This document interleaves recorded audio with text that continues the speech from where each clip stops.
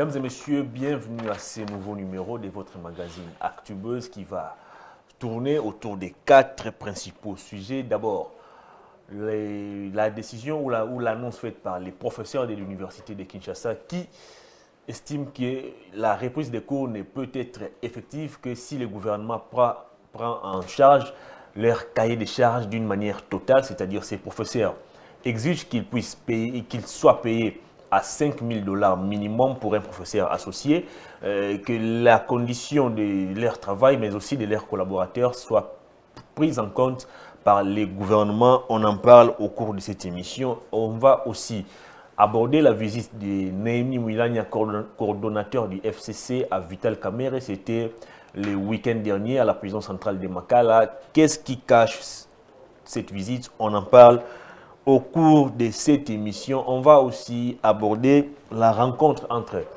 Félix Tshisekedi et 13 personnalités. Ils sont politiciens, ils sont de la société civile. Au menu, c'était les réformes électorales. On va tenter de décrypter cette situation au cours de cette émission. Et puis, on va chuter avec la question de la flambée des prix sur les marchés. Quelle est la responsabilité de la ministre de l'économie, Madame Akassia Bandoubola? Voilà donc le menu de votre magazine Actubuzz qui a le réel plaisir de recevoir encore une fois de plus sur ces plateaux Maître Bazem Pembe, coordonnateur de la dynamique. Les changements, c'est maintenant. Maître, bienvenue à cette émission. Merci beaucoup pour l'invitation, Hervé. Le plaisir est partagé. La dynamique, ça va? Oui, la dynamique, ça va. Nous sommes en train de nous préparer. Nous avons reçu une invitation d'un groupe de boxeurs habitants Kingabois. Ils nous suivent à la télé, ils suivent nos interventions et nous les avons aussi envoyé nos statuts. Ils ont lu, ils ont compris que c'était important aussi de nous recevoir pour que nous partagions avec eux sur certaines valeurs que nous prenons au sein de la dynamique. Le changement, c'est maintenant. La dynamique, est-ce un parti politique, un mouvement citoyen, où vous vous situez? C'est pour la énième fois, si je peux le dire ainsi, que je réponds à ces questionnements. La dynamique, c'est une structure politique que nous avons créée, comme je l'ai dit dans les temps. Après Genval, nous avons réfléchi parce que l'effet Dr Etienne Tshisekedi Wamulumba était dans la logique du changement. Et nous avons trouvé aussi que c'était important que nous ne puissions pas être derrière les hommes politiques parce qu'ils nous réservent plusieurs surprises. On a compris qu'il fallait se tailler un chemin. On avait certaines idéologies avec nous, certaines valeurs avec nous. On a jugé bon de créer Dynamique. Le changement, c'est maintenant. C'est une structure, je peux le dire, politique. Et aussi, si vous voulez m'amener sur un terrain de droit, je peux vous dire que c'est une ASBEL qui a les actes notariés. Et nous avons un siège et aujourd'hui, nous fonctionnons comme tel parce que nous sommes les alliés du cash, si je peux vous répondre en bref. Très bien. Alors, on va parler de l'actualité. Reprise des cours au niveau des établissements supérieurs et au niveau des établissements d'enseignement supérieur. Les professeurs de l'université de Kinshasa disent non. Ces professeurs estiment qu'ils doivent être payés à $5 000 minimum. Ça, c'est pour les professeurs associés. Comment vous trouvez la démarche de ces professeurs? D'abord, l'année blanche, c'est inconcevable pour les parents qui ont disposé des moyens de transport, les minervales, même l'achat des syllabus à leurs enfants. Entendre une année blanche, Hervé, c'était quelque chose de choquant, si je peux le dire ainsi, dans les chefs de certains parents. Mais aujourd'hui, après l'état d'urgence qui a été levé par les chefs de l'État, lui-même qui avait pris toutes ces mesures, les autorités ont jugé bon de la reprise des activités scolaires. Nous pouvons que saluer. Nous avons salué la reprise des activités à partir du 3 août dans l'EPST, si on peut le dire ainsi. Et j'ai vu aussi les communiqués de M. Thomas Louaka, qui est le ministre, comment on l'appelle, le ministre portefeuille de l'université. On peut que saluer cela. Maintenant, là, nous sommes bités face à un problème, un dilemme, si je peux le dire ainsi, et certains aussi désidérata. Les enseignants exigent un salaire de 5 000 $. Minimum. Minimum pour un 5, professeur associé. minimum 5 000 $ pour un professeur associé. Je peux dire d'emblée, oui, ils ont droit, mais ils doivent aussi voir certaines conditionnalités, certaines faisabilités que la République est en train aujourd'hui de traverser. Nous venons à peine là de sortir d'une crise qui a presque déstabilisé la situation économique de notre pays.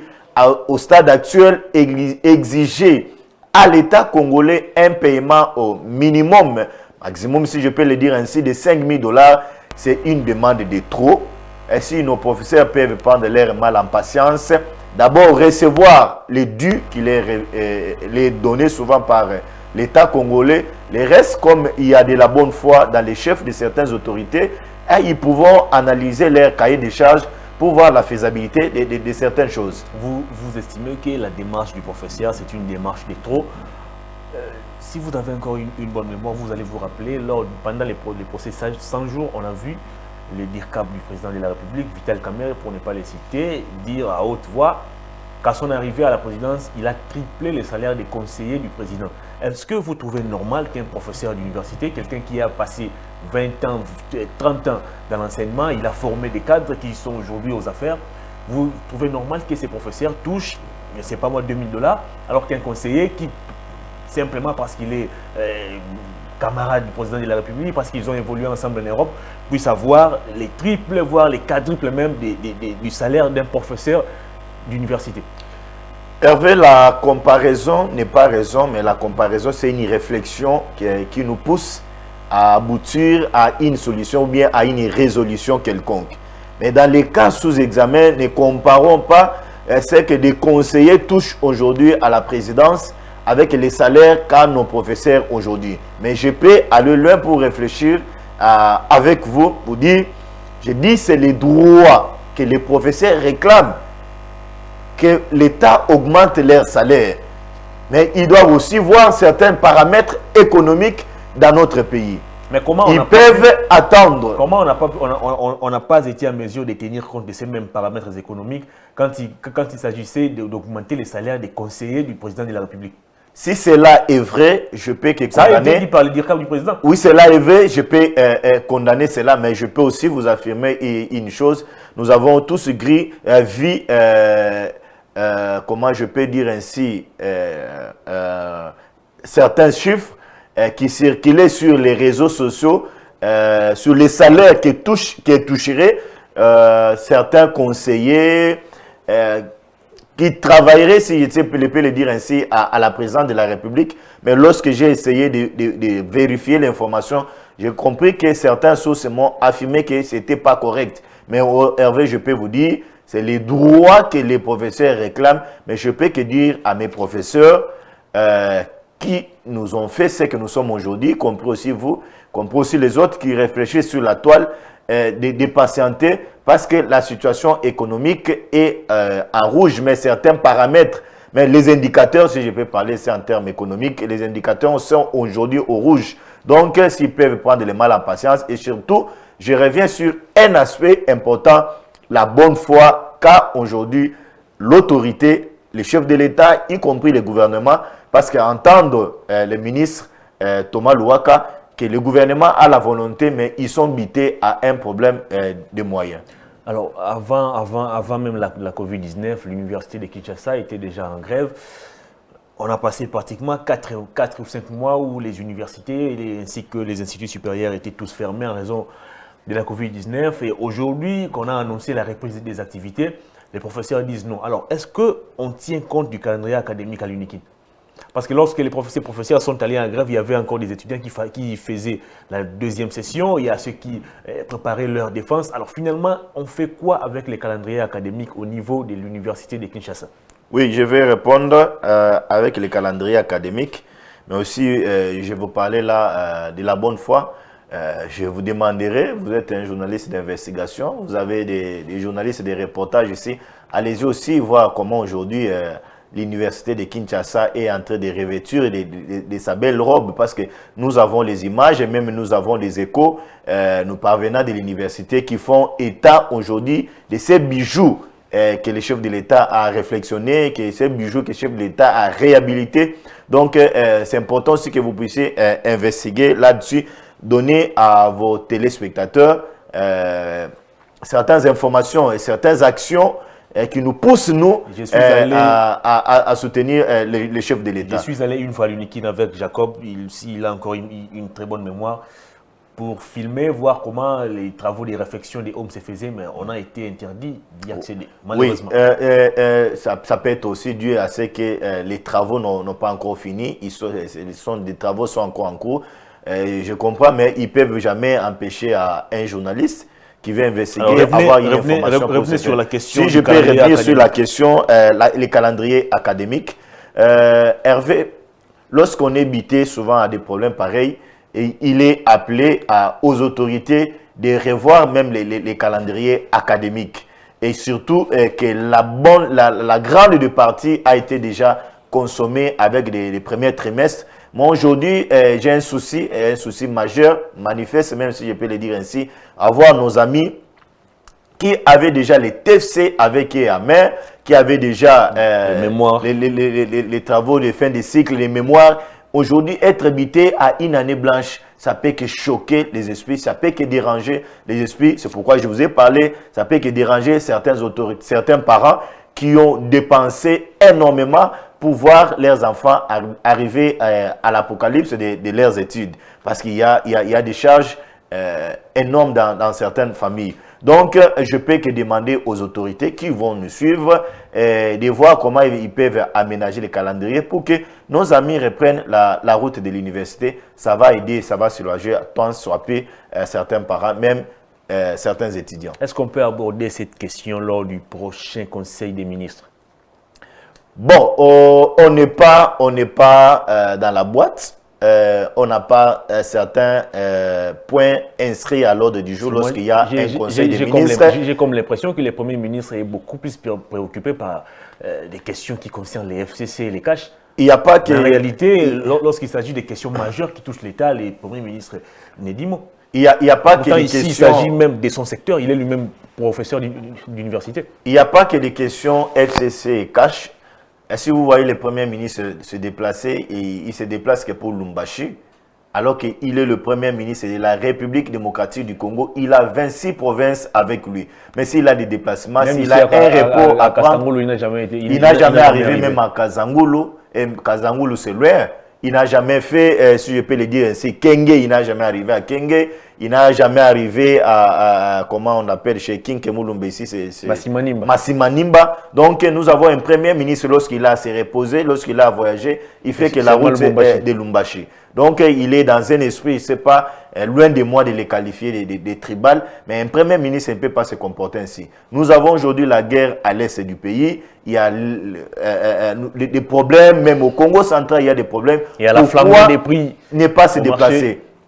Et même lorsque vous parlez de flambée de prix, Hervé, dépréciation de la monnaie, on en parle pas. Pourquoi le Premier ministre n'est pas se déplacer, arriver au Congo central? Parce que c'est une province grenier, c'est une province ressource, si je peux le dire ainsi, de la République démocratique du Congo, y compris même de la ville de Kinshasa, là où nous résidons. Donc, vous trouvez un Premier ministre bureaucrate, un Premier ministre, depuis qu'il est là, je ne l'ai jamais vu, sortir même en dehors du pays pour aller prendre contact avec certains partenaires aujourd'hui pour financer le gouvernement. Donc, M. Ilunga Ilunkamba, je serais même d'avis de cette opinion avec certains de nos compatriotes qui souhaiteraient à ce que le Premier ministre puisse démissionner pour que nous ayons un Premier ministre jeune, actif sur le terrain, pouvant aider le chef de l'État, même aider le gouvernement avec certaines choses. Très bien, on va prendre le deuxième thème de l'émission, rencontre entre Félix Tshisekedi et un groupe de politiciens qui exigent les réformes électorales. Délice Sanga, Henri Thomas Lokondo, Daniel Mukoko Samba,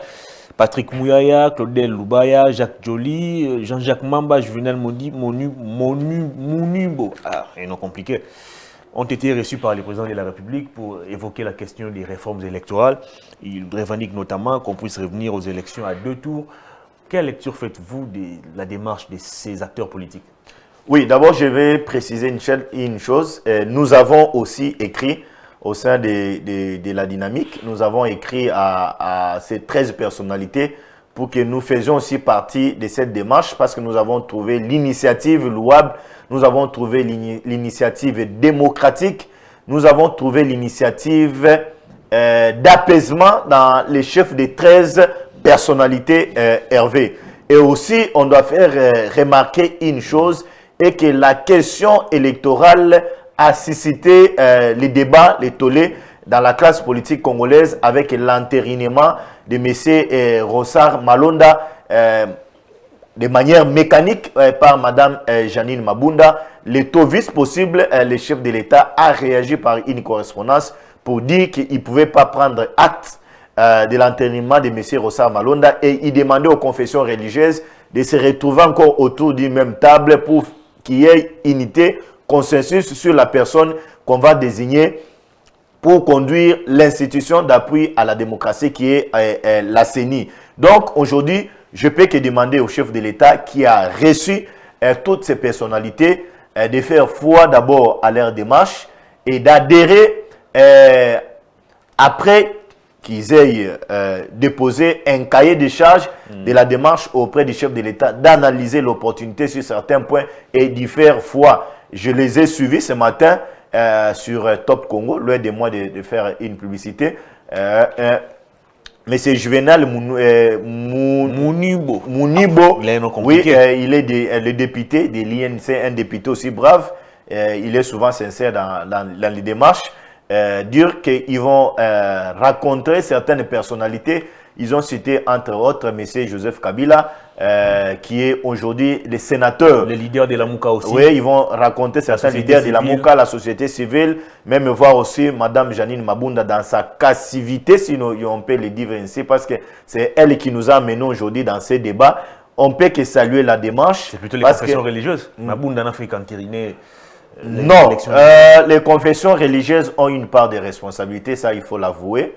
Ils n'ont pas joué à la sincérité, ils n'ont pas joué à la transparence, ils n'ont pas joué à la chrétienté, si on peut le dire ainsi. Ils ont voulu mettre la politique au devant alors qu'ils sont de la société civile, ils sont appelés à la neutralité. Donc on peut que saluer la démarche, chers amis, et surtout aussi lancer un message à ceux qui vont recevoir cette délégation, d'avoir un cœur ouvert et d'être des bons patriotes, de ne pas d'abord mettre le militantisme avant, mais de voir l'intérêt général de la nation, parce que du moment que la situation traîne, nous sommes en train de perdre le temps et on ne nous rattrape jamais le temps, parce qu'on doit organiser la CENI pour que nous ayons les élections libres, démocratiques, transparentes en 2023, en changeant la loi électorale, surtout sur les seuils, monsieur Hervé.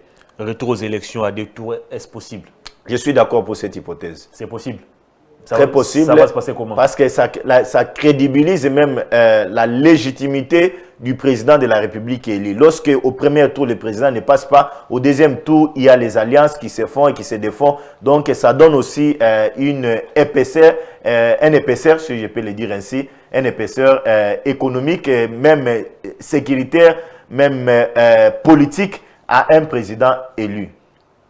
Est-ce que c'est possible aussi de réviser la loi sur la composition de la CENI dans un parlement où les FCC dominent, où les FCC est majoritaire? Parce qu'il faut rappeler que ce sont les mêmes députés, les Lutundula, qui ont fait qu'on puisse avoir les élections à un seul tour, bien qu'aujourd'hui il a changé de côté. Est-ce qu'on peut arriver aujourd'hui à réviser la loi sur la composition de la CENI? Ça va se passer comment? D'abord, il faut rappeler à l'opinion que notre constitution du 18 février 2006 a certaines faiblesses qu'il faut remédier le plus vite possible. Et si nous avons une démocratie déjà assise. Mais à ce stade, si nous voulons toucher certains points, certaines dispositions sensibles dans notre constitution, cela risquerait d'énerver la population dans certaines choses. Mais dans les temps, si nous évoluons, il faille aussi voir la révision de certaines dispositions constitutionnelles, parce que lorsque vous voyez cette histoire d'un tour, nous étions dans 2 tours, mais nous ramener à un tour, ça cause problème. Je vous ai parlé tout à l'heure là de cette histoire de seuil qui dérange énormément. Et si je me souviens, si j'ai une bonne mémoire, l'autre fois, nous avons parlé sur votre plateau ici, la question aussi de la caution du président de la République, même certains députés. Bien sûr, on ne peut pas étouffer certains qui ont les ambitions, qui ont des valeurs à mettre à la place publique par des cautions éléphantesques, si je peux le dire ainsi. Donc, on doit revoir cette loi pour que nous ayons les élections apaisées, démocratiques. Et aussi, vous avez posé la question en rapport avec les bureaux de la CENI. Et c'est important aussi que les législateurs reviennent aussi sur cette histoire. Ça va aider la République. Est-ce que le président de la République et les acteurs politiques d'une manière générale ne sont-ils pas en train d'épouser les schémas préconisés par Martin Fayulu des réformes, comment il a appelé, les réformes institutionnelles? Les réformes, comme le président de la République l'a dit, il n'a pas rejeté, si vous l'avez bien suivi, même pour ceux qui sont en train de nous suivre, le président n'a pas rejeté les résolutions ou bien des propositions faites par M. Martin Fayulu. Il lui a demandé plutôt de passer au Parlement. Oui. Aujourd'hui, on a comme l'impression que les cartes se jouent en dehors des institutions. Non. Si vous avez bien suivi les 13 personnalités dans leur interview, même la lettre, la première lettre qu'ils ont adressée, même dans leur conférence de presse, ils ont dit qu'ils vont rester dans les cadres institutionnels. Et on les a même posé la question que s'ils n'étaient pas dans un schéma de dialogue, ils ont dit non. Nous ne sommes pas dans un schéma de dialogue, il n'y a pas la crise au pays, mais nous avons un problème qui se pose au niveau de la CENI. C'est pourquoi nous sommes en train de résoudre ces problèmes au niveau institutionnel. C'est pourquoi le président de la République avait bien conseillé son ami, son frère, M. Martin Fayulu, d'amener ses propositions au niveau institutionnel. Si M. Fayulu avait pris l'initiative, l'option de contacter les institutions, comme les autres sont en train de le faire, sa proposition allait trouver place dans les cœurs des paisibles citoyens, mais il avait voulu, il a amené la situation dans un terrain politique avec sa, comment il a appelé dans l'État, sa vérité des urnes qui du reste, il a abandonné parce qu'il a compris que c'était une démarche purement utopique. Il vous a pardonné. Bon, je ne sais pas, le pardon, c'est en rapport avec quoi. Lui-même sait pourquoi il a pardonné, mais on peut pardonner que, à celui qui vous a offensé. Ce n'est pas entre lui et le président qui avait offensé. Raison pour laquelle il vous demande aussi de reconnaître que vous avez volé. Il a intérêt aussi à demander pardon au peuple congolais parce qu'il nous a dupés tous. Fayulu nous a amenés dans une logique de la résistance, il nous a amenés dans une logique de la rébellion. Maintenant, aujourd'hui, il est revenu au bon sens. On peut que l'encourager de revenir dans cette voie-là. Mais j'ai aussi dessus, on m'a dit qu'il devait être regagner le pays, les premiers, mais il a décalé son voyage, mais ce n'est pas les raisons. Bon, il y a certaines opinions qui disent que suite aux moyens, bon, je ne sais pas. Il prend des contacts diplomatiques. Ok, c'est une bonne chose. C'est un acteur politique. Nous l'encourageons dans ce schéma-là. Très bien, on va prendre l'avant-dernier thème de l'émission. Néhémie Moulania qui est allé rendre visite à Vital Kamerhe depuis sa cellule de Makala. Avant lui, l'abbé Cholet était aussi passé par là. Il a fait savoir que c'était une visite personnelle et pastorale. Qu'est-ce qui se cache derrière cette visite de Néhémie Moulania? Selon certaines indiscrétions, on se dirige lentement mais sûrement vers un dialogue politique. Hervé, vous avez parlé ici, avant d'aborder la question et répondre à votre question, vous avez parlé des problèmes avec le Premier ministre Sylvestre Ilunga Kamba avec son gouvernement. Je peux vous dire que non, c'est un gouvernement qui a des couacs, il y a des soucis majeurs dans ce gouvernement parce qu'il y a certains acteurs qui occupent des ministères clés et qui sont aujourd'hui à l'échec, qui sont aujourd'hui à la base de la souffrance de certains Congolais. Là, je suis en train de parler de certains secteurs, entre autres, il faudra aussi en parler avec cette histoire de messieurs Fitika qui fait toller avec certaines révélations que M. Mouyembe, Dr Eteni Longomo, l'avait appelé pour accepter d'être corrompu, comme lui-même a dit, pour qu'il accepte qu'il était porteur du virus, de la maladie à coronavirus. Ça fait toller. Eteni aujourd'hui a des problèmes sur la toile. Nous avons demandé au docteur Eteni Longomo de réagir le plus vite possible parce que ça dérangeait d'abord son ministère et ça dérangeait aussi à son serment et ça dérangeait aussi au docteur Mouyembe qui est un assermenté international. Je suis en train aussi de parler de l'économie de notre pays. On va chuter par là. Oui, merci beaucoup. Si on va chuter par là, je peux me réserver. Mais répondre à la question d'ennemi, mais je peux vous dire, Hervé, avec sincérité, avec douleur au cœur, si je peux le dire, cher ami, et même à ceux qui sont en train de nous suivre, M. Némi Moulania, c'est un hypocrite. Ah bon? C'est un hypocrite. C'est un monsieur qui n'est pas sincère. Vous les avez suivis, ils ont marché. Mais le monsieur a dit, on l'a tendu le micro pour donner les raisons de la marche. Mais Némi est allé au-delà pour déclarer qu'il y avait la guerre à l'est du pays, que nous étions envahis par ce pays voisin. Alors que l'histoire de la Zambie, aujourd'hui, nous ne sommes pas, on n'est pas en confrontation. Il a même déclaré que depuis le départ de Kabila au pouvoir, l'insécurité à l'Est s'est accrue encore. Je peux vous dire, à part l'hypocrisie que les Némi ont de jouer, je peux vous les qualifier encore de menteurs. Parce que lorsque vous prenez la situation avec la Zambie, il n'y a pas une guerre entre nous et la Zambie. C'était un conflit. Et lorsque vous lisez la diplomatie, lorsque vous voyez, vous avez appris comme moi sur les relations internationales, sur la diplomatie, que lorsqu'il y a un conflit, la première des choses, il faut envisager les voies pacifiques. Et dans les voies pacifiques, nous voyons les règlements diplomatiques. Et cela est autorisé. Lorsque nous avons compris que on avait un problème de frontières entre nous et la Zambie, et c'était d'abord le problème entre les deux localités. La localité de Lubanga et la localité de Lubamba. Et nos amis ont transcendé. Ils sont allés au-delà de nos frontières. Et la République démocratique du Congo saisit du dossier. Le président de la République a dépêché la ministre des Affaires intérieures de notre pays, Affaires étrangères.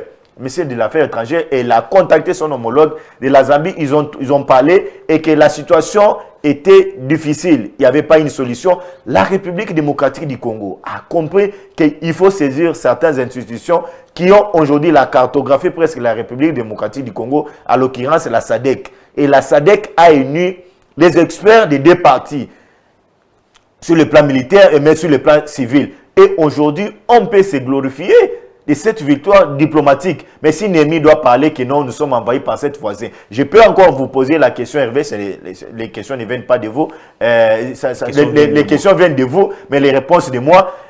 Est-ce que vous pouvez me citer, cher ami, même ceux qui sont en train de nous suivre, les Sud-Soudan, ils occupent combien de localités aujourd'hui dans notre pays? Il y avait les incursions, aujourd'hui ils ne sont plus encore dans notre pays, même l'Angola. Il y avait les incursions, aujourd'hui ils ne sont plus encore dans notre pays. Avec la Zambie, la situation a été résolue. L'unique situation qui reste, c'est avec les terroristes des ADF et les chefs de l'État en train de se battre mordicus avec ce qu'il y a eu comme réforme. Espérons que d'ici peu là, il y aura la paix parce que ceux qui ont pris la commande nous ont promis que non, ils vont rétablir la paix à l'est du pays, ils vont changer les stratégies pour que la paix revienne. On peut que se glorifier. Est-ce que les décors pour la tenue d'un dialogue politique n'est-il pas en train de se planter petit à petit? Parce qu'il faut dire que les professeurs Némi avaient été précédés à Makala par l'abbé Nchole.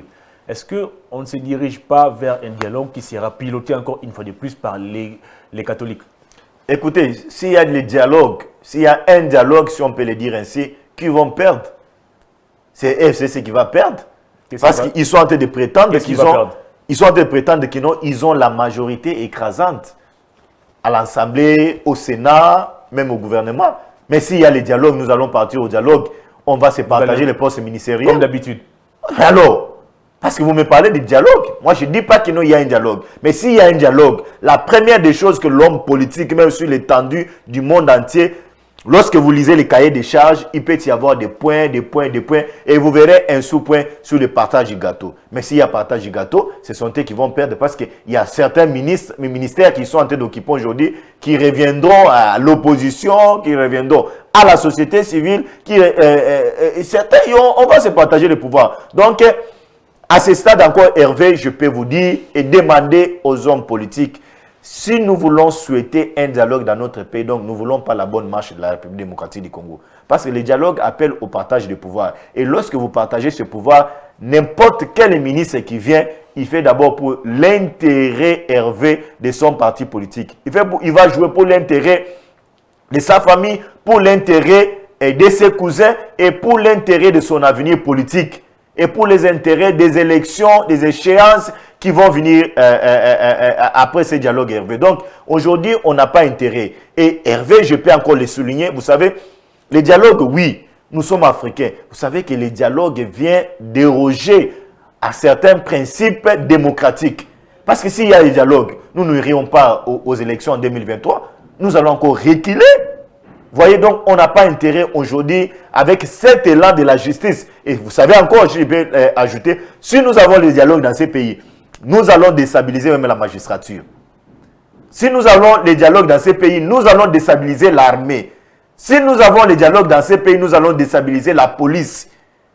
Parce que chaque tendance politique viendra avec un cas, avec une armée, avec une police, avec des magistrats, avec patati patata. Donc, Hervé, ça peut que déranger. Aujourd'hui, vous avez été à Sun City, la police, l'armée n'ont pas été dérangés. Vous avez négocié ici, d'abord avec comment ils s'appellent encore, les FECOJO. L'armée et la police n'ont pas été dérangés. Vous êtes allé négocier à la Cinco devant les catholiques. Rien n'a été dérangé. Alors, pourquoi vous insinuez cette fois-ci les dérangements ou les troubles? Vous savez quelle a été l'opportunité, l'essence, même l'objectivité même de Sun City. C'est après 1960, lorsque nous avons eu notre indépendance, il y avait un comportement immature dans le chef de certains acteurs politiques dans notre pays. Et puis les autorités ont jugé bon que c'était important, même la constitution aussi dérangée, c'était important de se retrouver à Sun City. Et même lorsque vous me renvoyez à Sun City, Hervé, lorsque vous prenez les préambules de notre constitution actuelle, la constitution est claire que si nous sommes allés à Sun City, c'était pour avoir une constitution fiable et pour avoir un régime nous amenant aux élections. Et ce régime a été opté. C'était la voie démocratique qui est la voie des urnes. Si aujourd'hui nous voulons encore nous retrouver autour du même table, donc nous risquerons de déranger la même constitution que nous sommes en train d'exploiter. On va prendre les derniers thèmes de l'émission, flambée des prix sur les marchés. Finalement, à qui incombe cette responsabilité? Nous avons un gouvernement qui se réunit tous les vendredis dans un conseil des ministres. Mais alors moi, je me pose la question de savoir qu'est-ce qui se dit concrètement au sein de ces conseils des ministres? Est-ce que ce sont seulement des questions politiques ou des questions liées au regroupement politique qui sont discutées au sein de ces conseils des ministres, ou on a aussi le temps de parler de la souffrance des Congolais, de la misère des Congolais? Hervé, je vais vous parler comme un économiste. Je fais les droits économiques et sociaux. Je maîtrise un peu ces secteurs. Nous avons 26 provinces en République démocratique du Congo. Et dans chaque province, il y a une division chargée de l'économie. Il y a ce que nous appelons en termes économiques les inspecteurs économiques. Et dans tous ces inspecteurs économiques jouent un rôle très capital dans la situation économique dans notre pays. Mais aujourd'hui, vous verrez que nous avons un ministre qui ne maîtrise pas d'abord les inspecteurs qu'il a sur l'étendue de la République démocratique du Congo, même sur toutes les provinces. Je suis en train de faire allusion à Mme Akazia Bandoubola, qui est la ministre de l'économie, parce que c'est elle qui a ce secteur à main. Hervé, laissez-moi terminer. Allez-y. À part les inspecteurs que nous avons dans toutes les divisions, et nous avons ce que nous appelons la loi sur les prix. Et la loi sur les prix impose aux opérateurs économiques d'afficher les prix. L'affichage des prix, cela est économique. Lorsque vous lisez la législation sur l'affichage des prix, vous verrez que nous sommes bités à un problème avec la ministre de l'économie. Elle ne parvient pas à contrôler tous ces opérateurs économiques dans notre pays. À part cet aspect, Hervé, lorsque vous dirigez un domaine pareil, vous devez être en contact avec tous les ministres provinciaux, si je peux le dire ainsi, ayant l'économie à leur charge, avoir des réunions quotidiennes avec eux. Mais vous verrez que Mme Akazia Bandoubola n'a pas cette issue, n'a pas cette idée avec elle. À part cet aspect-là, Hervé, vous verrez que Mme Akazia Bandoubola a un problème avec son secrétaire, le secrétaire de l'économie. C'est ce secrétaire qui est en relief, si je peux le dire ainsi, avec certains ministres provinciaux. C'est le secrétaire qui a les rapports quotidiens de tout ce qui se passe dans nos frontières, de tout ce qui se passe dans nos marchés, de tout ce qui se passe avec certains opérateurs économiques. Mais vous verrez que non, Akaza Bandoubola est en déphasage.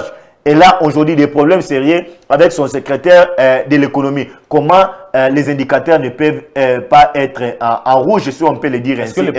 À part cela, madame a un problème. Je l'ai toujours dit. Lesquels? De la cartographie de la République démocratique du Congo. Tout à l'heure, là, je venais de vous parler de 26 provinces. Mais lorsqu'elle importe, lorsqu'elle envoie ces gens au Congo central pour aller payer 10 sacs de maïs, 10 sacs de manioc, 15 bidons, 25 bidons d'huile de palme et les amener ici en République démocratique du Congo pour les cantonner dans un dépôt et appeler des caméramens, des journalistes pour venir filmer que non, elle est en train de maîtriser le secteur. C'est là où elle a un problème. Elle doit aussi comprendre qu'elle a avec elle des conseillers. Tous ces conseillers-là doivent se déplacer, faire des missions pour aller parler avec certains opérateurs économiques dans des provinces. Elle verra qu'elle va stabiliser la situation économique. À la lire où vont les choses, je pense qu'elle risquerait, Hervé, de chuter mal. Et c'est parmi les ministres, je peux le dire ainsi, permettez-moi l'expression, ce n'est pas une injure. Parmi les ministres médiocres, si je peux le dire ainsi, elle doit être catégorisée. Ça n'engage que vous. Ce n'est pas une injure, quand même. Ce n'est pas une injure. Les problèmes ici. La médiocrité ne dit pas une injure. Elle veut quand même. On a intérêt à payer ça à l'opinion. Lorsque vous me parlez que ça m'engage, c'est comme si j'ai injurié. Je n'entre pas dans ces débats. Les problèmes Merci beaucoup. Les problèmes ici, c'est les présidents de la République et le gouvernement qui ne savent pas mettre en place une politique économique efficace, ou c'est Madame Akacia Bandoubola comme individu qui ne maîtrise pas les secteurs. Non, la politique gouvernementale est décentralisée. Lorsque vous avez une structure gouvernementale, vous avez à la tête le Premier ministre, qui est le chef du gouvernement. Dans chaque secteur, lui-même est absent dans les questions qui dans chaque secteur au social des Congolais. Dans chaque secteur, y compris aussi lui, je vous ai parlé ici des provinces et du voyage pour Lumbashi. Dans chaque secteur de la vie, Hervé, il y a un ministre qui a la charge de ces secteurs, si vous pouvez me permettre cette tautologie.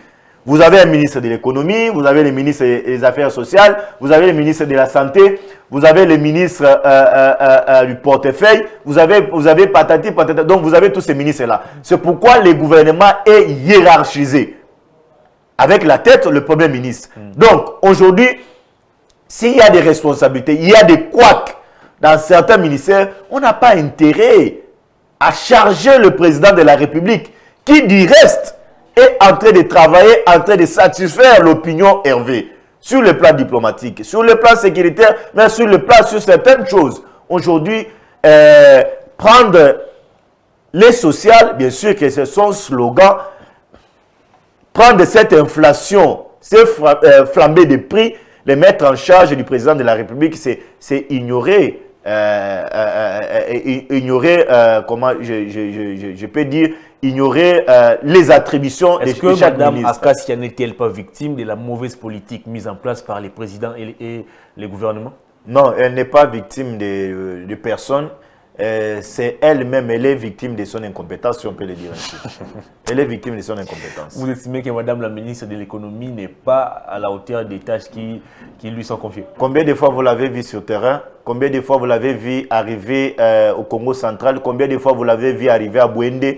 Combien de fois vous l'avez vu faire l'Équateur? Combien de fois vous l'avez vu faire Malembankulu, Kwilu, Kenge ici? Combien de fois? Je l'ai vu une fois ici au Grand Marché, mais rien n'avait changé. La République démocratique du Congo... Est-ce que les problèmes, ça descend sur terrain, où les problèmes doivent être réglés au niveau d'une bonne politique qui doit être mise en place? C'est une question importante, Hervé. Je vais vous révéler certains secrets ici qui influencent les choses lorsque un ministre descend sur terrain. Vous savez, lorsque certains opérateurs économiques tripotent avec les choses, mais la présence du ministre sur terrain arrange. La présence du ministre sur terrain les pousse à corriger. La présence du ministre sur terrain les rappelle à une sérieuxité. Mais elle doit descendre sur terrain. Mais que font tous ces inspecteurs, je ne sais pas moi, des finances, des inspecteurs économiques, je ne sais pas si ils existent aussi. Que font-ils? Mais s'il n'y a pas un leadership dans le chef du ministre, qu'est-ce qu'il faut s'attendre de tous ces inspecteurs économiques si le ministre est devenu bureaucrate? Si elle a un problème, elle ne sait par où commencer. Donc, il faut s'attendre à cela. Tout ce que nous subissons aujourd'hui, flambée des prix, dépréciation de la monnaie, vous mettez ça sur la tête de la ministre de l'économie. Si c'est elle qui a la charge de toutes ces choses que vous avez énumérées, je peux confirmer ce que vous avez dit. L'émission est terminée, Maître Bazin, comme d'habitude, vous allez regarder la caméra, un petit mot au public et si possible, vos coordonnées à tous ceux qui voudront peut-être poursuivre les débats avec vous. Merci beaucoup Hervé, je peux que vous saluer encore pour cette bonne foi que vous manifestez. Vous n'hésitez pas à nous appeler pour que nous venions commenter certaines questions d'actualité. Remercie aussi à votre chaîne Congo Buzz et aux autorités, nous réitérons encore nos remerciements et demander à ceux qui nous suivent. Nous attendons leurs conseils, nous attendons leurs suggestions. Et vous attendez aussi votre nomination? La nomination dépendra de la volonté divine. C'est tout concours au bien de ceux qui aiment Dieu. Comme moi j'aime Dieu, je sers Dieu dans la transparence. Et je peux que m'attendre à une réussite si je suis dans la positivité des choses. Vos coordonnées au public? Mon numéro de téléphone, c'est un numéro connu, c'est un numéro qui est sur WhatsApp. Mon numéro c'est plus 243 9 97 37 51 51. Je m'appelle Maître Bazin Pembe Njale. Maître Bazin Pembe Njale, merci de votre passage. Merci beaucoup Hervé pour l'invitation. Fin de cette émission qui a connu la participation technique de Némi, Omo, Gaël, Jacob, mais aussi à vous, fidèles internautes, je vous dis sincèrement merci pour votre sympathie. Attention, je m'en vais ici dire joyeux anniversaire à Ruth Sango Lokamba depuis Lingwala, ici à Kinshasa. Maman Olive. Au revoir d'ici là, portez-vous bien.